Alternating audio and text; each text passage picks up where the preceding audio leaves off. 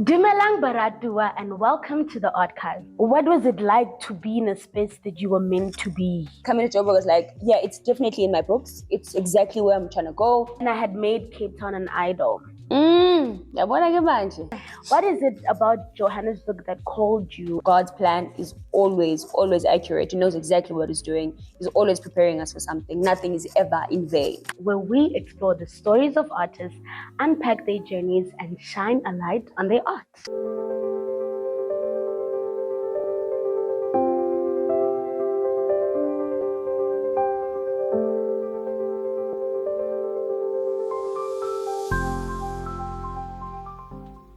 By name, I am Hope Mareka, and today we have the phenomenal, fierce, stylish girl next door on your screens.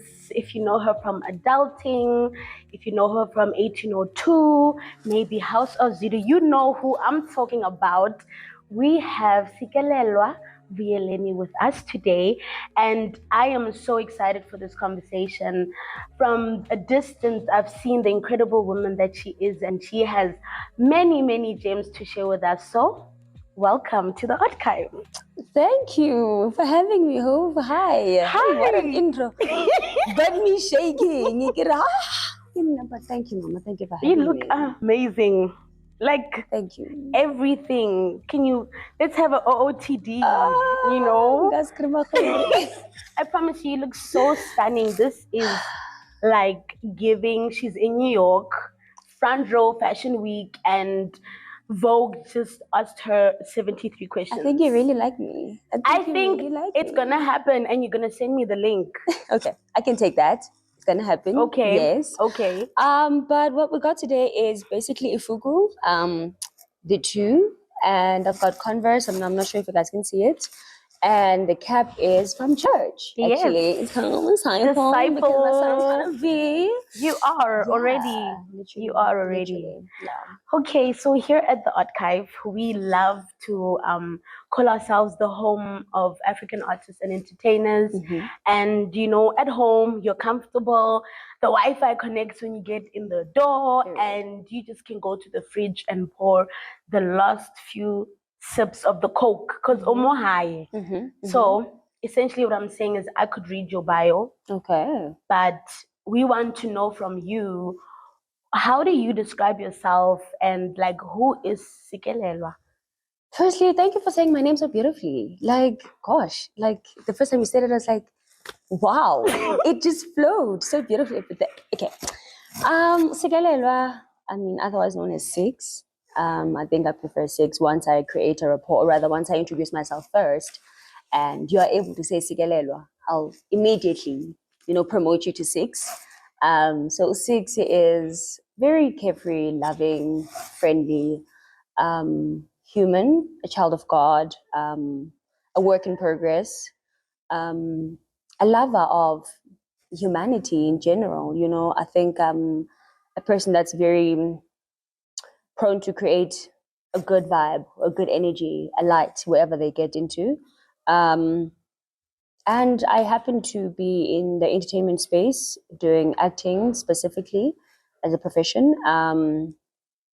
But also, I think I just enjoy people, and I think it's such a privilege to find myself working with people, portraying people for a living. I'm a person that's interested in the mind of a person. Yeah, I think it's getting a bit serious, but I think in a nutshell, that's who I am. We're going to get back to that, okay. The people. Okay. I think it's a big thing. Yeah. It's a good thing. Mm-hmm. But let's go back to the people that raised you. Umxhosa. And I love your tribe. I lived in Cape Town for 5 years, and my Xhosa vibe. Yeah, I don't know. Yo, see, I can attest. Yes. You guys are so vibrant, so loud, so opinionated, so fierce as a nation, know. And I see those qualities in you. So I want to know, is both your parents Xhosa? Is your mother Xhosa, dad? And like, what kind of household did you grow up in? Because I know you have Lifaifi on your dad's side. Yeah, yeah. And then you have a little sister on your mom's side. Okay, screaming, yes. So, like, that's, you don't like to call it blended family. No. That's your family. Yeah. So how did you grow up in that space, and what was it like? Firstly, yes, my mom and dad are Xhosa. My stepdad is also Xhosa. So there was no escaping who I am. I grew up mostly, I mean, I could say I grew up for most of my life as an only child, but not really because my home is a people home. Um, I was born in Cape Town, raised a bit in the Eastern Cape. But born and bred, I get. Yeah, born in Cape Town, bred in the Eastern Cape. And then I went back to Cape Town when I was like 7. And that's where I got to experience a bit of a moving around a lot. So I was always on the move, you know. My parents were very strict. They made me stay with an aunt of mine when they had to move, like 6 months into me getting back to Cape Town. They were on the move. They were like, okay, they're not gonna move with the child, you know, going back and forth trying to find a living or make a living for themselves. They were like, stability. Let's get you staying with your aunt, which was my stepdad's older sister. And I stayed there with her 2 kids. Very lovely environment. I mean, she was my mom, you know. I still call her mama to this day. And then 2 years in, they were like, okay, it's time to get back. You know, it looks like you're losing your way. Come back to your parents so they're going to put you back on the road. They're very strict. Also very loving. You know, I think for the longest time, I looked at them and said, this is the epitome of love. This is how I want to love one day. I can safely say I've seen love portrayed in front of me. The young also, so it was, you know, you could see tangible love, you know, affection, you know, in the household. And also at some point, there was a broken barrier of my parents. It was okay, cool, we're getting a bit friendly with each other now because I think there's a realization that you have done the work. I think there's that thing that people say that at some point, like let's say maybe when a child is what, I don't know, 1 to 7, and then from 7 to 30, whatever, there's like those age Different gaps. stages. Yes, at different stages, right? And then there's a thing of, okay, now you're a coach, now you're a parent, now you're a friend, kind of thing. I think they sort of almost got that right, if not right at all, like completely. Yeah, because at some point it started feeling like, yeah, we're vibing, you know. But with my mom specifically, it's always low key been like that because I think she's young. My mom is very young. When she had me at high school, like when she was in high school, so we could always find, you know, some point. Yeah, and my dad was like you know. But there was also freedom at home. You know, there was a freedom of choice. There was you can be, but also within bounds. You know. But that also only happened once they realized that, okay, cool, their work here is low-key done in the making sure that I know what's right and what's wrong, and I can make my own choices. Yeah, that's the kind of home I grew up in. Yeah. And then my sister came into the picture as well, which was biggest light of our lives, is still. Yeah, and then on my dad's side, very weird circumstance there, but all love also, you know. I don't think any space that I've been in, like in a familial space, has been without love. I remember we used to sing a song with my granddad that says, Uba awuna luthando, ufana nenkcenkce ekhenkcezayo. And that's basically like one of the idioms. It's actually a Bible verse. Okay. If you don't have love, you're like a clinging sound. What? A wavering leaf, like kauna wave. No, like a bell nyana. Yeah. Clinging bell. Empty tin. Yeah. Something like that. Yeah. Anyway, that's me. Yeah, I think your family sounds very full and abundant and layered. layered, Mm-hmm. girl, layered. Yeah. And like I love that you grew up both in Eastern Cape and in Cape Town, because I think those are like such huge landscapes Yeah. of the Xhosa nation. Mm-hmm. And I believe that both people from the Eastern Cape and people from Cape Town are two different kinds of Yeah. Xhosas. Yeah. So you like know both ways, Yeah. So I'm gonna come to Cape Town because I believe a lot of who you grew up to be Completely. as a performer happened in Cape Town. Yeah. But I wanna come to Islali. Mm-hmm. So Lollies. ZP Lali Zakho. Practice. You are. You are. No. Stop it. Stop it. But Ilali Zam, I guess. At my mom's is at LA Tifre, which is now called Ekakadu, a very small town close to Queenstown. Okay, I know Queenstown. Yeah. So we're like 30 minutes away from Queenstown. When we want to do like big shopping, we go to Queenstown. But if not, we'll go to LA Tifre. So the lolly itself specifically is Mcheko. That's what it's called. Mcheko. Yeah. Yes, Mcheko. Mm-hmm. Okay. And my dad is from Engcobo, that one street town. I mean, I think majority of Eastern Cape towns are actually just one street towns where you can just drive through and you're done. And specifically, Ilali Yabobona is Ekoso. Yeah. So, like, how was that like? Because every time I hear people talk about the Lalis, everyone like wants to go there, Mm-hmm. like a December, because firstly, family, it's such a family-oriented place. There's just meat. Yeah. There's just your uncle that's dancing a lot. You with your granny. You are fetching the water from the river, and it's just such a.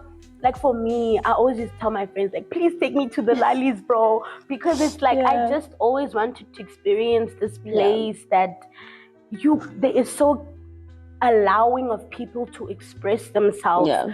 On the contrary, though, on the other side, I do believe that it is an environment that is like full of a lot of poverty and lack of resources. Definitely. So it's like this dual place of like, it feels good to be there, but when you're there for too long, it's like you're starving. Okay, I need to get out of here. So, like, what has like the Lalis done for you, and just even your expression of yourself? I think there's definitely grounding there.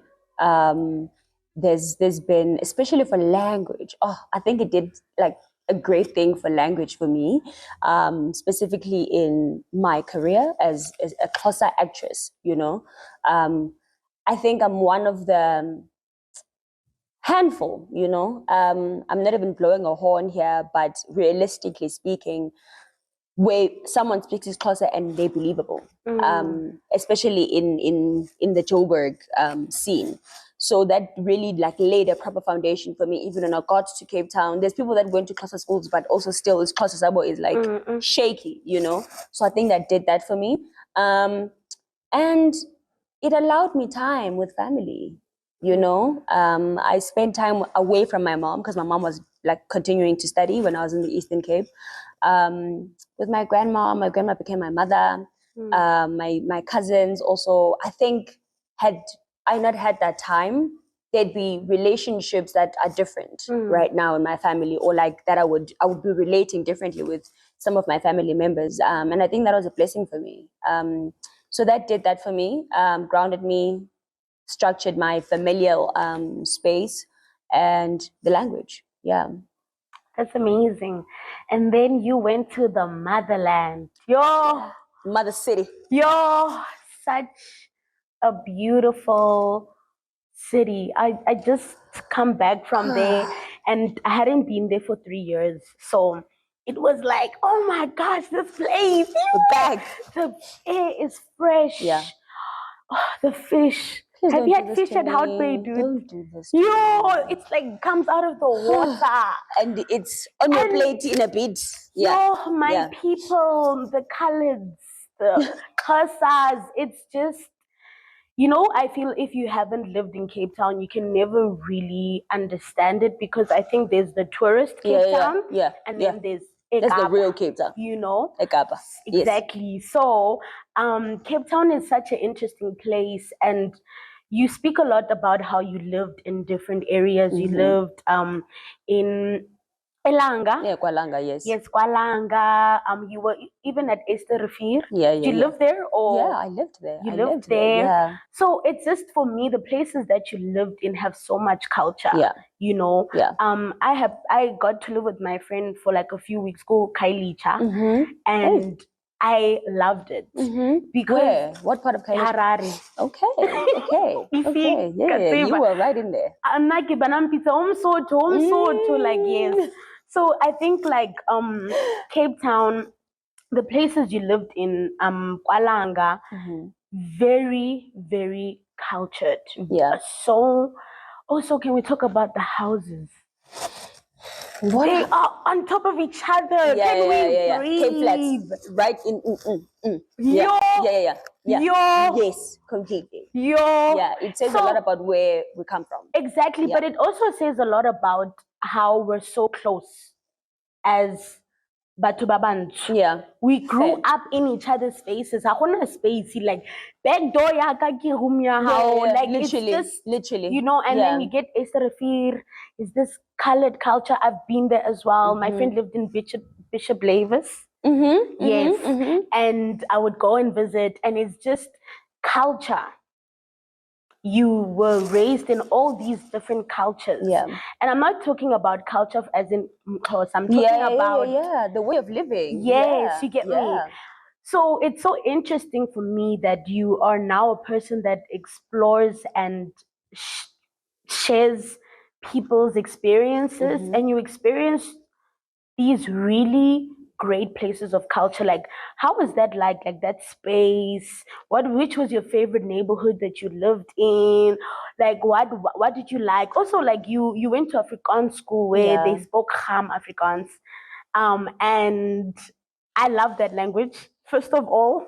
And you were in culture. Yeah. So how was that like, and how do you think that sets you apart? Because I think you come to Joburg, and Joburg people have Joburg culture, you know, but you come with something different, you know. I'd like to hope so. Or think so. Whatever that English is.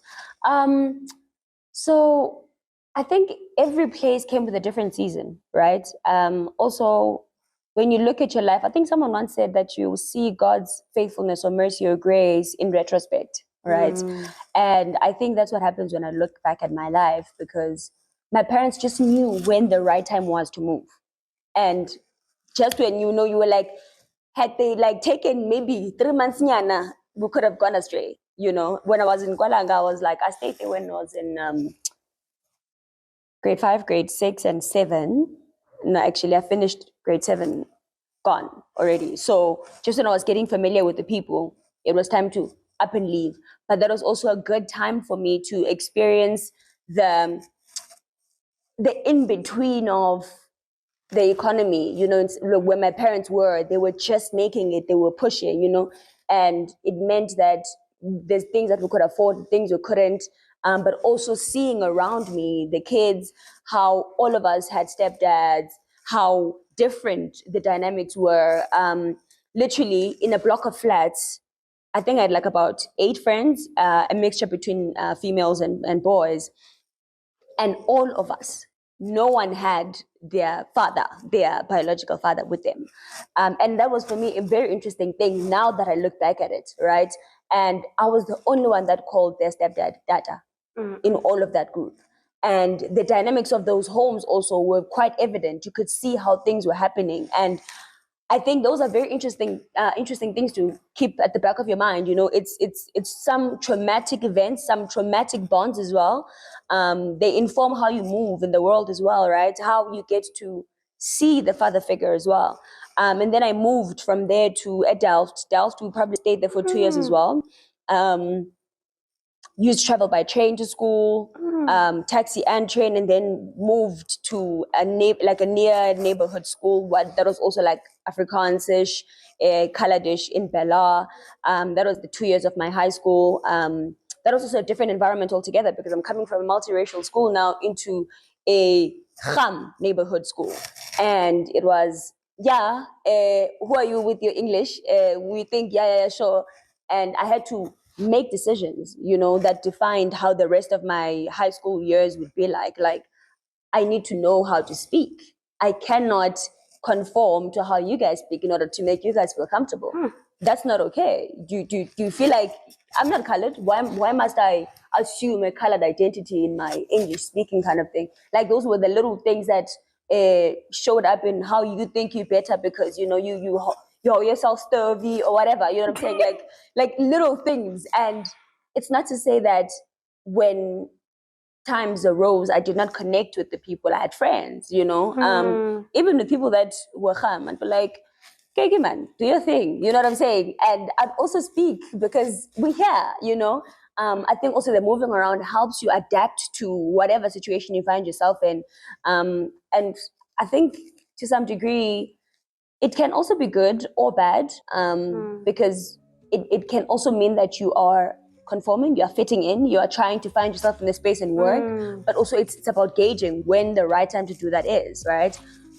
Move to the to Esterfir. That was my final move in Cape Town before I went to varsity. That was my last batch of high school. I don't know if that's even the right thing to say, batch.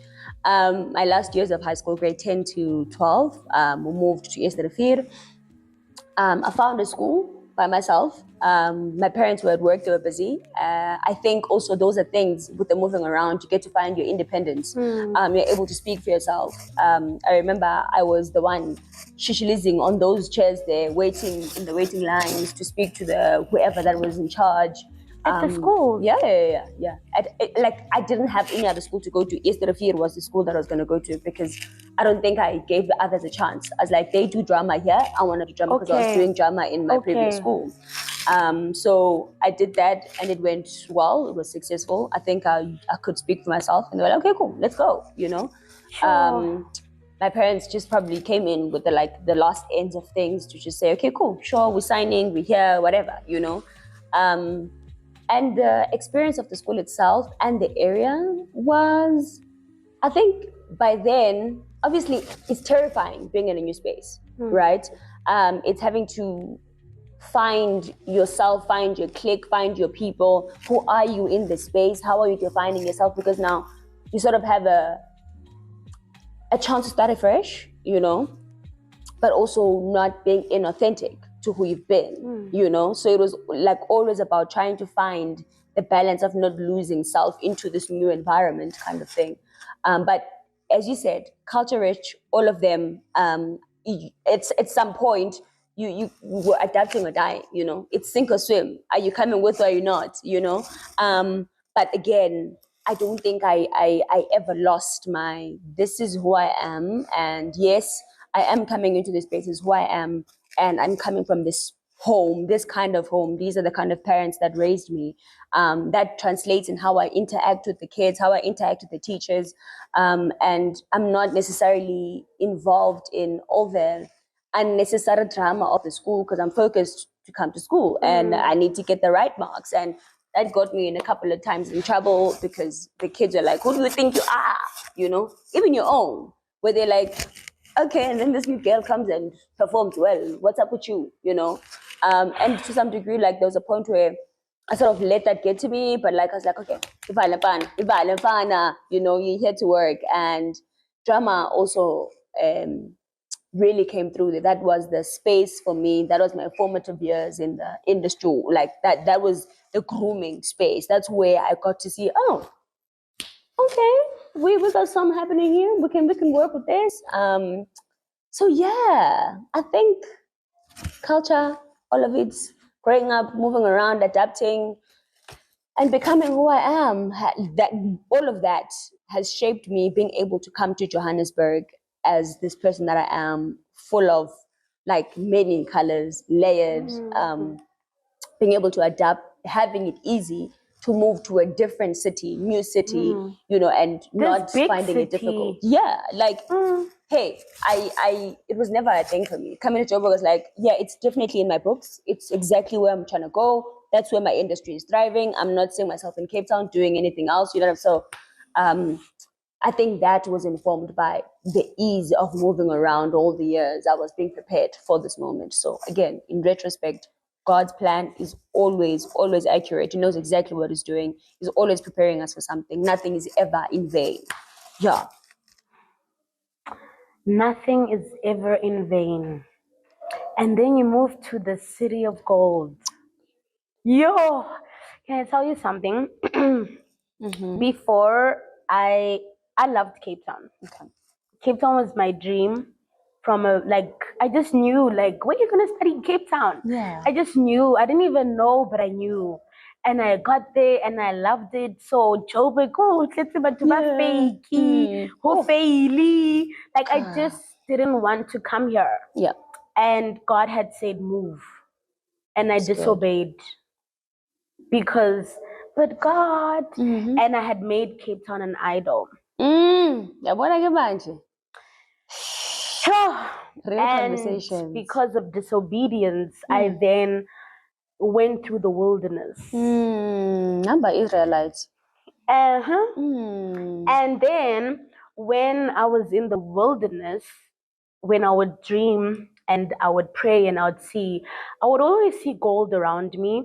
When I would look at my hands, but this is spiritually. Yeah. When I would look at my hands, I would see gold. And there was this one dream I had. I opened this door. And when I got in this door, there was gold everywhere. And I was touching it and I couldn't believe it. So right now, I'm living in the city of gold. And believe it or not, I still see gold everywhere I go. Literally. And you have this Josie dream that you constantly like knew that place is for me. Yeah. I'm meant to be there. Those are the words that you say. Yeah. What is it about Johannesburg that called you? And okay, yeah, let's start there. You could give the double fold. Okay. Yeah. What is it about Johannesburg that called you? And when you arrived here, I think Joburg is like it's not for the weak. No. It is for the people that are called to it. Truly.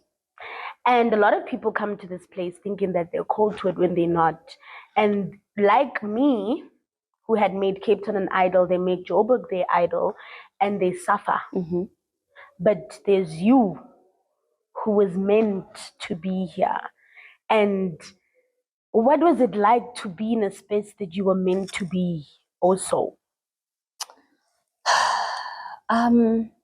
Sure. So I think the minute I knew what it is that I need to do or that I am passionately pursuing, right?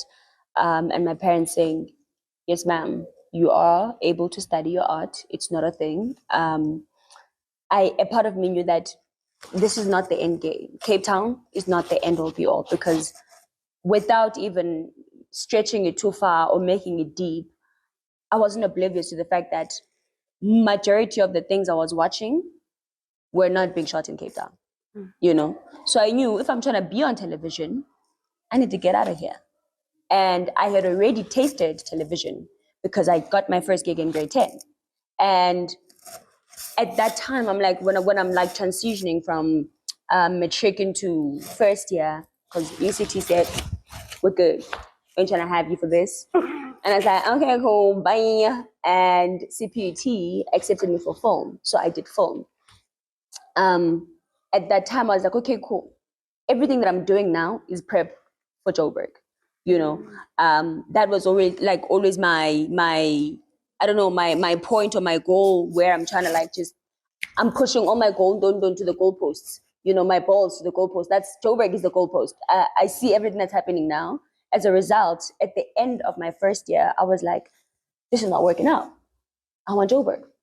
I cannot, I'm struggling, I'm depressed, I don't even like this film thing. I just want to go act. And I told my parents, it's child. I'm not saying I'm dropping out. I'm gonna come back. Let me leave. And I don't know, man, by the grace of God, I didn't go. And someone sort of like rekindled my love for acting by pulling me on a job with the same company that I did work with when I was in grade 10. And I was like, okay, cool. It means that I made the right decision by not leaving. Something is going to happen soon. There's more that's coming for me. Same thing, mid-year, I'm feeling like, why am I here?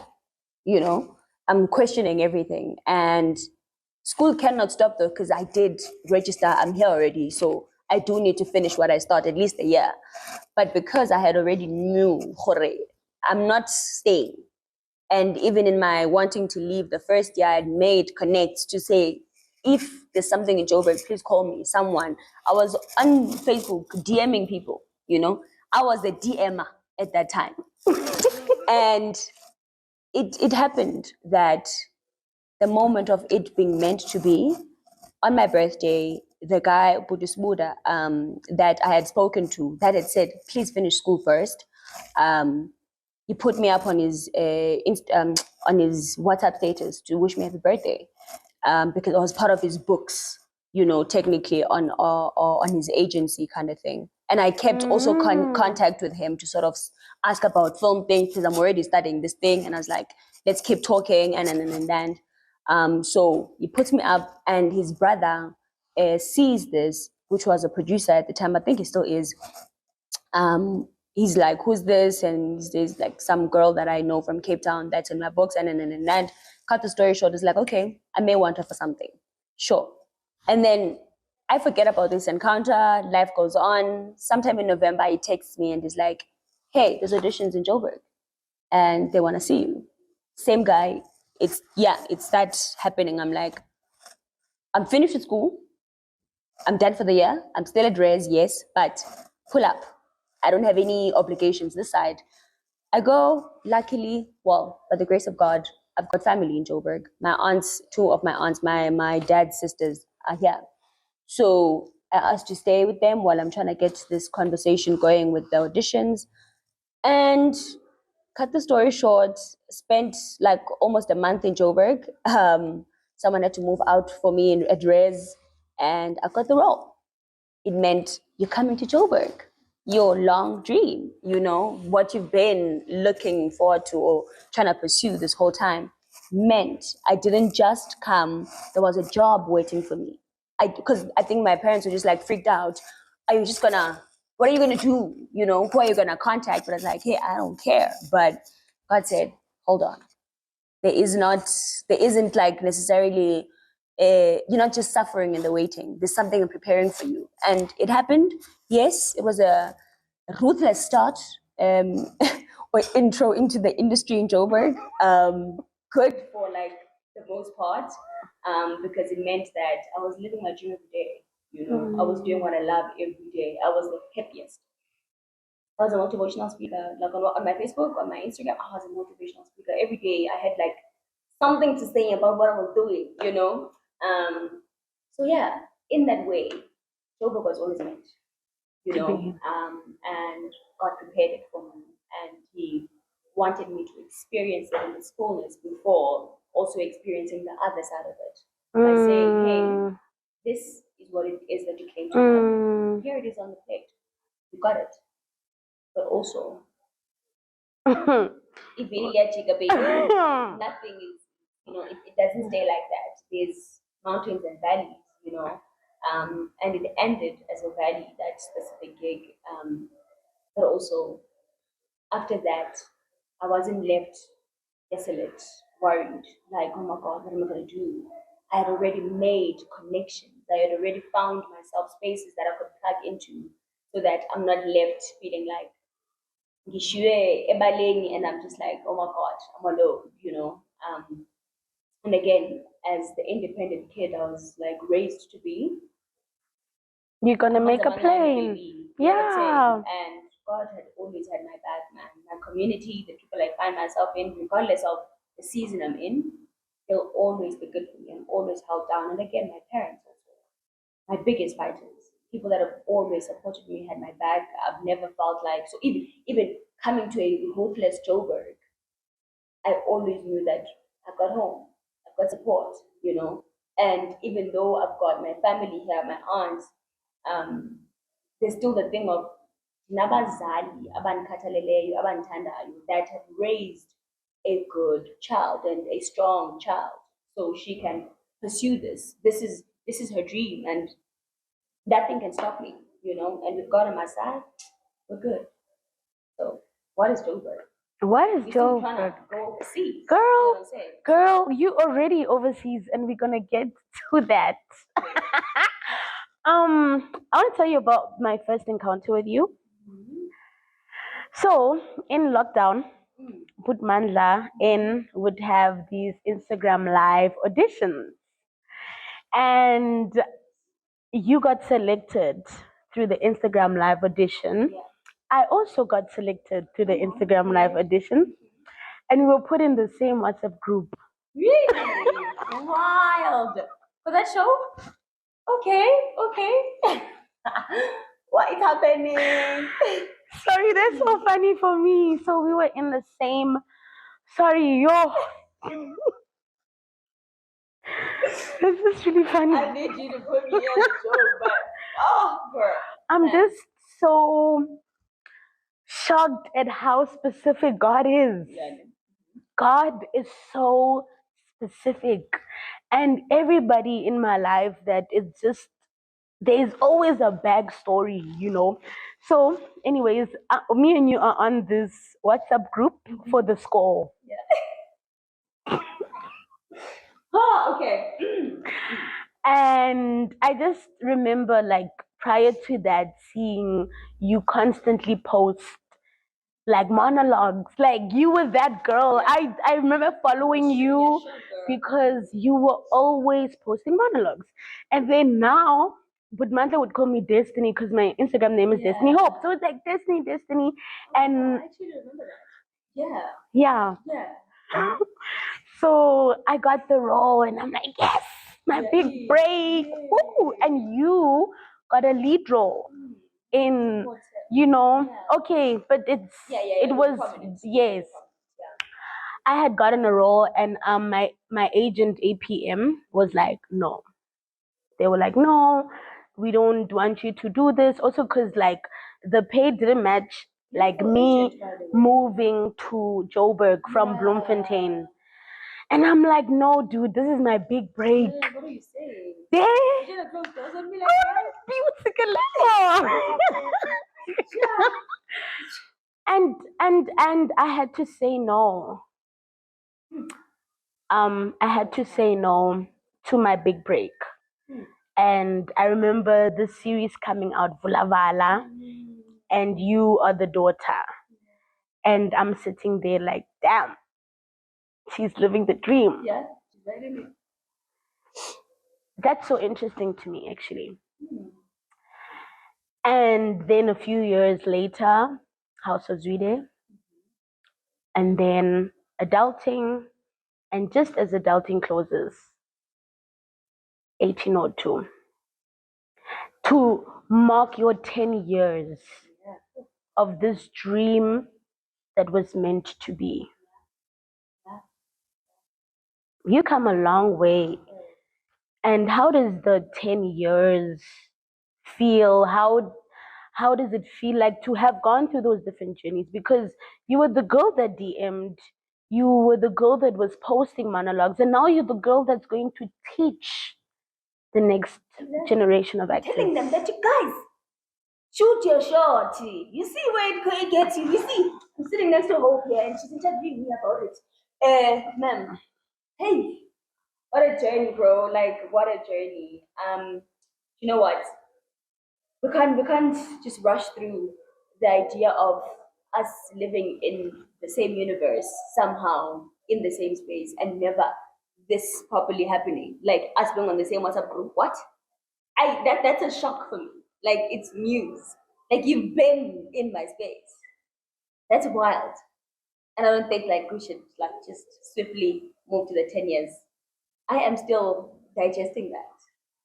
That's crazy. It is crazy. You know what? And I don't know if I should share this. Like something happened. A friend of mine told me a story that it's crazy how we can live our lives oblivious of being in the same spaces with like people and not knowing that it's happening. Uti, she met this person, I think 3 times before they actually had an encounter. But obviously, she was not seeing it happen. The guy was seeing it happen. They met on a plane. They met at some graduation and different cities also. And then one day they sit next to each other on a plane. Like that's weak. Like that's crazy for me. I think that's something that only God can be like involved in, like the scenes of it being a real thing. So this is reminding me of that. But we were there. I remember Budmandla saying destiny on those lives. Anyway, for the 10 years, last year for me was what a year, man. A shift, you know. It was I think I don't have many words for it, but just a, a reminder and a constant remembrance of ubukhulu bukaThixo and his love for me, um, and how he had seen me through so many things, even when I didn't that is there, or even when I was not there, when I was not aligned to his will or at least present to his workings in my life. So it happening last year, me sitting down and realizing, oh my God. But also what made me realize it was how big a moment it was, how it came, or what it was bringing, the the magnitude of the role and the job that I was receiving at the time, and also just realizing a pattern of the Lord that He's been curating something that sometimes may have felt like a heartbreak, where I would just finish a season in something and they drop me. That's how it felt at the time. Dropped, Kelly contract. Like, can they call you back on the show? So, okay, Kelly, it's not my performance or my job that is in question. It was just that you pay the contract and that's that. You know what I'm saying? Because people still want to see more of the idea or like of the character. And those are the things that I don't know, I feel like the Lord was working me through or like letting me learn that it's okay. It's not forever, make your moment count. And then adulting comes. Same thing, beautiful season. Cut short, she dies, and it's like, come on, just when we were about to like her, and it's like, okay, this is my journey. I'm a one season girl, and I'm out. Sure. But also it stopped being a burden. But last year to find that always the making of room for what God wants to do next, for the next season, for the next thing, for the next working of your craft, of whoever that you need to be for that season. Let go. It's okay. You've done your job. You know what I'm saying? You've served your purpose here. And you did it well. You did it to the best that you could. I was there with you. Now it's time for us to do it big. Came 1802. And you get to realize this is why I went through all that I went through. I did the stop and starts. It was a nerve-wracking way to say, well done for a decade. Well done for holding on, for keeping pushing, for making it work, making it count.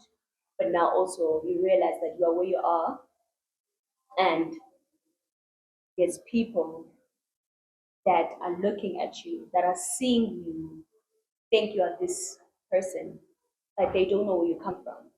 Now, bring it back. Show them this is where it started for you. This is how it can be done.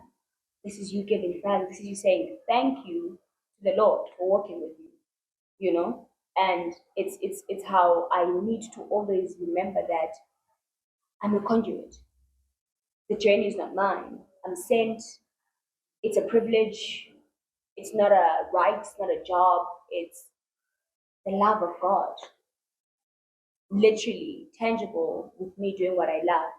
And if I can make that journey better just for one kid that's trying to get in the industry, like what I wish I knew, what I wish I could do better, you know what I'm saying? I think there's no better way to say, hey, you do what you will, but here is how I have traveled, because we do get the DMs, we do get the emails saying, even me, I want, but also in your wanting.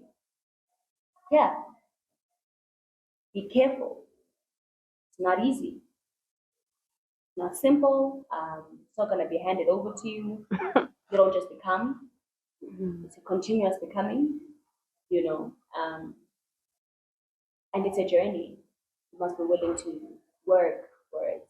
So it was a beautiful celebration, but mostly of God. That's who needs to be celebrated. Because, hey man, I don't know how I made it here. Okay. Yo, It's but he sure does show off. One thing about him, when he is backing something, and he always comes when you least expect it. Like, you are done with him. Like, like you just like, you know what? Actually, don't talk to me. I can't do this. And then he silences you and says, Honoring. okay. Can I tell you though, for this last year, right, for 1802, what is intentional? I started the year off, the 23rd year, 23rd. I started the year off on a zealous note, you know, wanting God, feeling like I've been so disconnected, feeling like I don't know what's happening. I bought a Bible, bought a notepad, scribbling every day, devotion every day without fail, praying. And it's almost as though he was saying, you better prepare. Something big is coming. Because when it did come, it felt like Cinderella in her shoe. When she put on that glass shoe, it felt like this was meant to be, it was written, and I could not have done it without having solidified that relationship. It was going to be I don't know what, the opposite of what it was. Because It's so true. I was walking with grace on that set. So true. Yeah. So it found me when I was all like this to the Lord. I was like, heavy. I don't know where the next thing is coming or what the next paycheck is coming, but you are proving yourself faithful. I was having worship sessions, I don't know, every other day. I don't know what was happening, but now that I see it in retrospect, it was operating. He was very intentional about the next season that's coming and how I cannot prepare for it the same way like I prepared with the others, because it was not the same. Yeah. I do have tissue.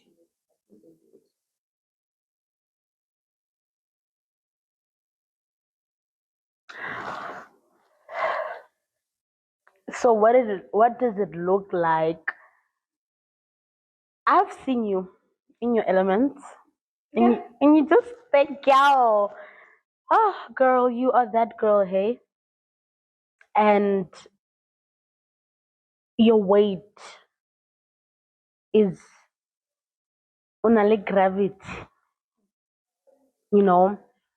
Um and like just listening to you speak like about how you had to go and surrender it first to God and say, here I am, Lord, use me, and he will use you. Said say yes.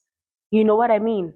And then, you know, the nice thing I love about God is that his will's gonna be done, but he's also gonna come back and give you treats. So you studied film and you let it go. Yeah. And this year you have your film debut, right? With Quantum. And it is going to be first screened at the African Diaspora International Film Festival in New York. Can I say something? So There's been a lot of confusion with this book. Okay, please clear the air, But please, I am receiving please. all of it because I see what the Lord is trying to do. But okay, Naramamel. Yeah. So with this film, I was just an actor. Okay. Yeah. Not just an actor, firstly. Okay. I was only performing. Okay. I was only taking up the acting role. Yes. Right.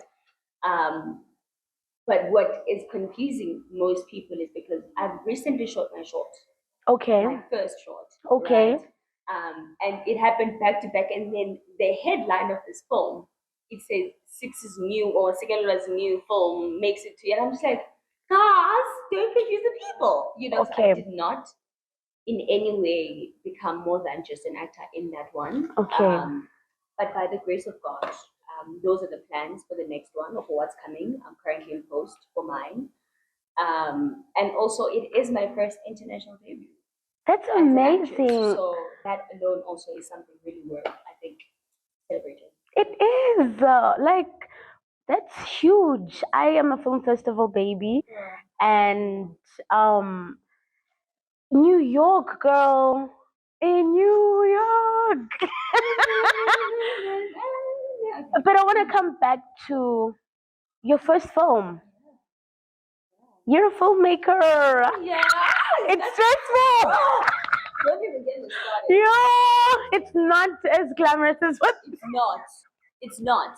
And I was producing, directing, doing every other thing in between because, or sometimes I think you get to learn. You put yourself in the deep end and say, "Hey, man, I've seen it being done before. Surely I can do it." And then you realize, it's crazy. Hey.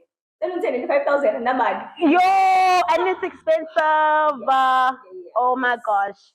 Yeah, but on the day, Miss Director. Yeah, God operated. I can't wait to watch it.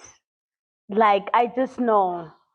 Film is so powerful. I think film is a very intimate space. It's like theater where you can, I mean, now we have streaming. You can watch it on your phone. You can watch it on your TV, your laptop, but the cinematic experience is unmatched. Oh my gosh, like I'm sitting on this chair, indulged in this new world. And I would love to watch your films through a cinematic experience. And Miss Director, say less. Say less. Okay. Say less. Okay. We're working. We creating. Yeah. Okay. Yeah. We can't. I think also putting yourself out there like that and doing the work, you realize that it's not impossible. It can be done and it will be done, right? I think you get to realize that the possibilities are endless from there. I think we sit in with our ideas for so long that we cripple ourselves with the doing aspect of the execution. We don't get to it. And I think even with this film, it's been probably like 4 years in the making now, or like 4 years since the idea found me. But this is 4 years. But now I'm like, hey, you can't stop me now. I'm open to collaborate. I'm open to work. Let's write. Let's make it happen. You know, I think there's something that gets to happen once you get on the other side of it. And God is continuously opening the doors of it in post yesterday or Sunday. Post-production. Post-production. Yeah. Well, for the film, you know. Oh. Yeah, for the film. Not me, girl. Not yet. Okay. But I saw the cut on Sunday, and I was like, now we're looking at music, we're looking at potential SFX, like kuningi, bro, kuningi. But also God is like, I got you. Just ask. Listen, ask. This is like, don't worry, I'm gonna do it pro bono. Don't worry. I'm like, so your gift will make room for you. It will. That's period. Yeah. So, Siks, I think we're only at the iceberg of who you are, and you are yet to come through. What do you hope that you leave with? what you hope your legacy is, and what you hope to give, like when it's your last breath. I think God didn't put me in this industry by mistake, right? I think it was very intentional of Him. And this new season that's coming up, um, I'm realizing that there's so much more than the acting or the filmmaking that is called me to in this industry specifically. Um, but I think my legacy lies in the wellness of the industry, right? The health of the industry, the state of mind of the industry. And when I say the industry, I mean it's people. And I'm hoping to just be beyond the actors or the fields that I've come to, occupy a lot, which is acting. Um, I care about what the mind goes through. I care about the treatment that people go through in this industry. I'm getting more and more passionate about wanting to see the change, and maybe even ambitious to say in my lifetime, in my generation. I'm not saying that I'm putting in the work now and knowing that it's going to ripple effect in the next generation, which is also okay. But I think if the Lord wills it and gives me enough time, I want to change how people are treated in the industry. That's my legacy. I want that to be. I want us to live in healthier spaces. I want us to do what we love in a healthier environment. We don't have to feel oppressed at work. We don't have to feel like you doing me a favor when I'm doing my work and pay me for my work. Pay me my work. Let this not be the end of my livelihood. Let me not reach 60 and find myself broke. Let me not be out of a home. Let me also be able to buy a car, buy a house. Let me have this industry be like every other industry. Why must we feel like we're not employees when we are?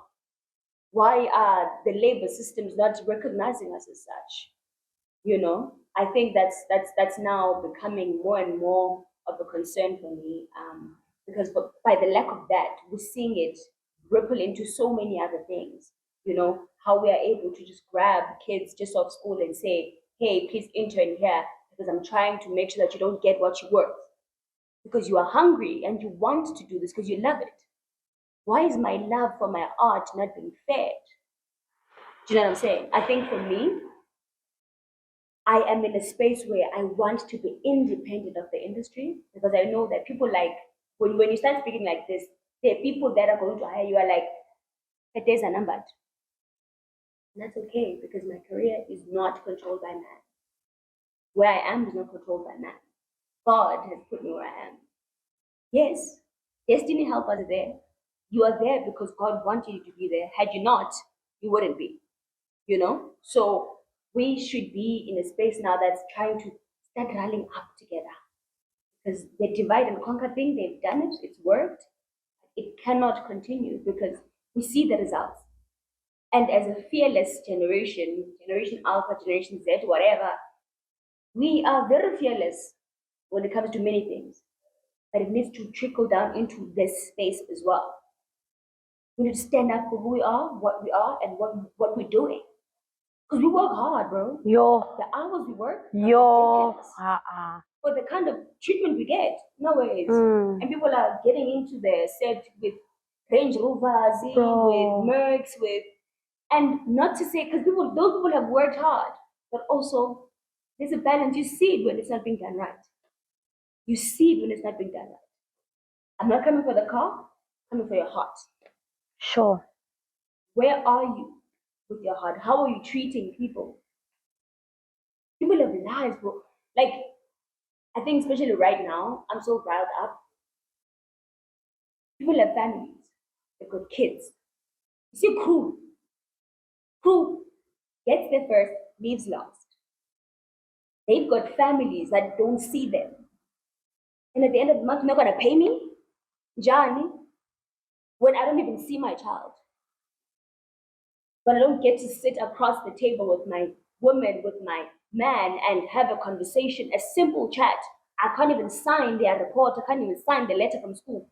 because I'm here giving all my life, but you're not gonna pay me. But you're gonna live well. You're gonna be fine. You're gonna move around like nothing is happening. That's inhumane.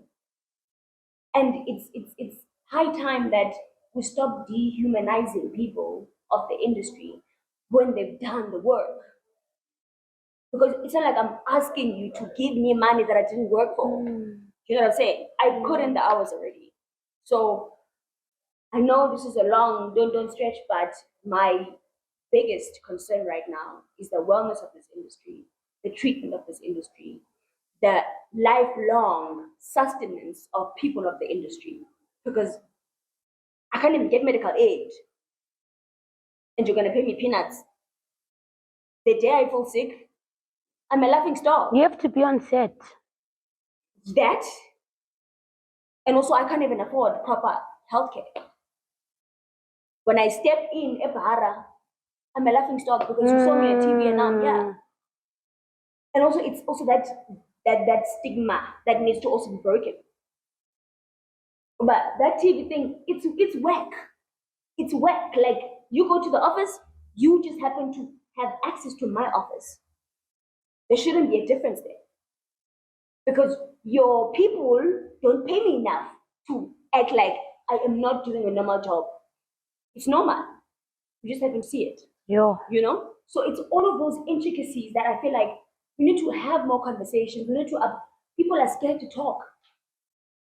We want to have the round tables at our homes. The minute we put our cameras, it's like, hey, relax. Don't do that. I'm just trying to get a job. Why is my job dependent on that? Why? Because I do my work. I show up at work. I'm capable, I'm talented. That is not I'm not claiming that, you know? So I love Mr. Wordman. And as children of God, of the kingdom, we need to know what's rightfully ours. We need to not let it stop now when it comes to our careers. We mustn't forget that it's still operating even there. And again, we will make room for you. So as the journey is, even in that trying to get things going, God is there. God is right in the middle of it because He is a lover of justice. And we can see injustice everywhere in the industry. So we can imagine how mad God is at the state of the industry. What are we doing? As called people, what are we doing? That's my legacy. That's what I wanted to do. I'm tired of just sitting on. I'm not gonna talk about that, guys. That means the expense of the next generation is because someone is not getting the inner workings of the industry, but looking at you and thinking, then I got it all together, but they don't. They don't. They live here, I'm crumbling inside. They don't. Yeah. They don't. When is rent going to be? You know what I'm saying? You're like so many people. Exactly. So many people. And I sit there and I'm like, please don't give up. Please don't. You are this amazing person. And they just sitting there like, I can't hope. Yeah. I'm tired. I'm tired too, girl. I'm tired too. I think for me, the thing is, that's what I'm saying. I want to be independent of the industry. I don't want you thinking you like I don't want this to be transactional. Get me because you want me on that set and you're going to pay me what you know I'm worth. Because I am worth that. You really are. Let's not have the back and forth situation. And it's not been about years now. I think we must understand that the quality of work we pull through on set or at work is worth because I'm pulling through. Like I could say someone must come out of school and shot, and they will shot because they've got the training. Pay them their worth. You know, let's not have the because you're still getting the quality that you want out of your work. So what are you judging your worth of? Yeah, the Pambanisa. And Pambanisa. So I'm hoping that at some point God is going to make a way. And it's going to be evident that God made that way. Justice shall prevail. Justice will prevail, and it has to. Yeah. It will, and it has to. We're gonna do it tired. We're gonna do it tired. And we need to do it better. Yeah. Like, we need to do it better because, like, honestly, when you really, really go in, it's crazy. It's rotten. And it's not fair. It's not okay. It's not a way to work. And I work with my mind, with my body, with my soul as an actor. And then I have to also deal with that. How are people okay? How are you going to fully function and show up in your personal life when you're already sharing yourself with this other person that you're working on and still dealing with the demoralization that you get at work, the dehumanizing treatment, the hey man, take it or leave it. You know that we could replace you, right? And it doesn't need to be said because I can see how you're treating me. So it's also the thing of me saying I care a lot about the mind because I can't imagine what people are going through. I thank God for strength. I thank God for His love. That I'm still functioning. That I'm still healthy. That I haven't felt like I could sit under a dark cloud and do whatever. Because all the but God makes it so clear. And I don't know what a person does that does not God. I don't know how you do it. I don't know how you do it if you do not have God. But God has us, and I pray that we just, like you, learn to lean in more. He says He'll never leave nor forsake us. So we have to stand on that promise that even in the midst, in the wilderness, in the hunger, in the pain and the oppression, He's there. He's the fourth man in the fire, and He's got us. And I think for us, the next generation, we need to ensure that when we get to those positions, because I believe power and money. So I pray that when we get there, we do better. And that is because we will keep surrendering. Completely.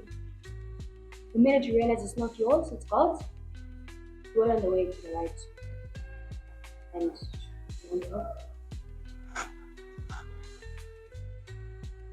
is this us making that oath? Yes. Thank you.